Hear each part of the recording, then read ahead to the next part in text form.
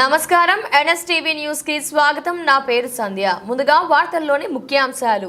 ఈ రోజు రాష్ట్ర ప్రభుత్వం మేనిఫెస్టోలో ఇచ్చిన రైతు హామీలను వెంటనే అమలు చేయాలని కోరుతూ జిల్లా కిసాన్ మోర్చా అధ్యక్షులు ఏనుగు రాజు రెడ్డి గారి ఆధ్వర్యంలో సత్యాగ్రహ దీక్ష జరిగింది.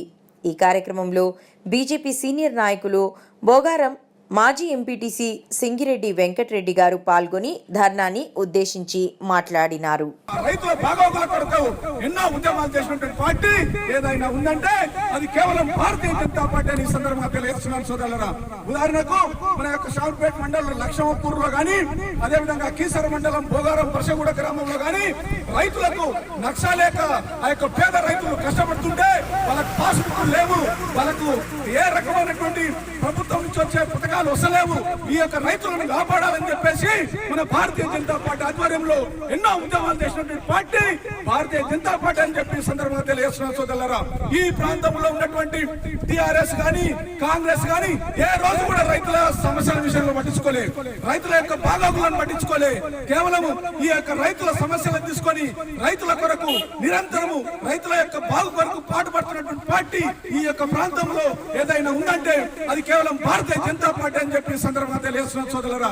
మనందరికీ తెలుసు ఈ ప్రాంతంలో డంపింగ్ యార్డ్ ఉంటే ఆ డంపింగ్ యార్డ్ ద్వారా ఈ యొక్క ప్రాంత రైతులకు పంటలు దిగుబడి వస్తలేదు, పంటలు చాలా దిగుబడి తగ్గింది. కాబట్టి ఆ యొక్క డంపింగ్ యార్డ్ విషయంలో ఎన్నో ఉద్యమాలు చేసినటువంటి పార్టీ ఏదైనా ఉందంటే అది కేవలం భారతీయ జనతా పార్టీ అని చెప్పి సందర్భంగా తెలియజేస్తున్నాను మిత్రులారా.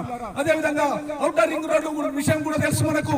ఔటర్ రింగ్ రోడ్డు విషయంలో సుమారు 500 కుటుంబాలు మన యొక్క ప్రాంతం మన జిల్లా ప్రాంతంలో రైతుల భూములు పోతే సన్నకారు చిన్నకారు మధ్యతరగతి కుటుంబాల భూముల యొక్క భూములు పోతే ఆ భూములకు కేవలం 2 లక్షల నుంచి 3 లక్షలే ప్రభుత్వం రేటు కట్టిస్తుంటే భారతీయ జనతా పార్టీ ఆధ్వర్యంలో భారతీయ జనతా పార్టీ నాయకుల కృషి ఫలితంగా ఇక్కడ ఉన్నటువంటి నాయకుల కృషి ఫలితంగా ఎన్నో పోరాటాలు చేసిన ఫలితంగా సుమారు 8 లక్షల నుంచి 28 లక్షలు రైతులకు ఇచ్చి రైతులను కాపాడినటువంటి పార్టీ భారతీయ జనతా పార్టీని సందర్భంగా తెలియజేస్తున్నారు.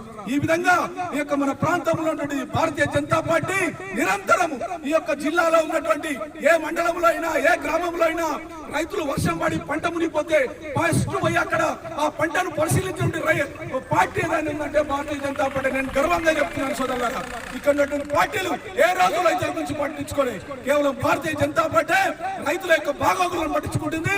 భవిష్యత్తులో కూడా ఈ యొక్క కాంగ్రెస్ పార్టీ అధికారం వచ్చింది కాబట్టి వెంటనే ప్రధానమంత్రి ఫసల్ బీమా అమలు చేయాలి, అదేవిధంగా రైతుల యొక్క 2 లక్షల రుణాలను వెంటనే మాఫీ చేయాలని చెప్పి సందర్భంగా తెలియజేస్తున్నారు సోదరులారా.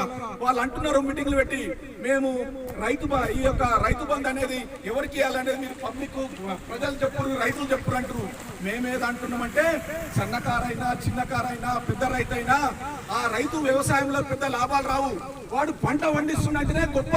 ఎన్ని ఎకరాలు ఉన్నది ఆ పంట ప్రజల కోసానికి భోజనం పండిస్తుంది కాబట్టి ఎన్ని ఎకరాలు ఉన్నా సరే పండించే వాళ్ళకి ఇవ్వండి, పండియని భూములకు ఇవ్వకండి, పంట పండించే భూములకు రైతు బంధు ఇవ్వాలని చెప్పి భారతీయ జనతా పార్టీ డిమాండ్ చేస్తుంది సోదరులారా.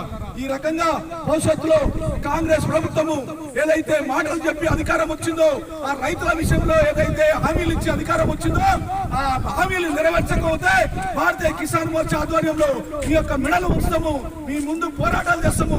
రైతుల యొక్క సమస్యల మీద రాబోయే రోజుల్లో మీరు రైతుల యొక్క ఆ హామీలు నెరవేర్చకపోతే మీ ఎంబడి పడతామని చెప్పి సందర్భంగా తెలియజేస్తూ నాకు అవకాశం ఇచ్చినటువంటి జిల్లా కిసాన్ మోర్చాకు ధన్యవాదాలు చెప్తూ ఇస్తున్నాను.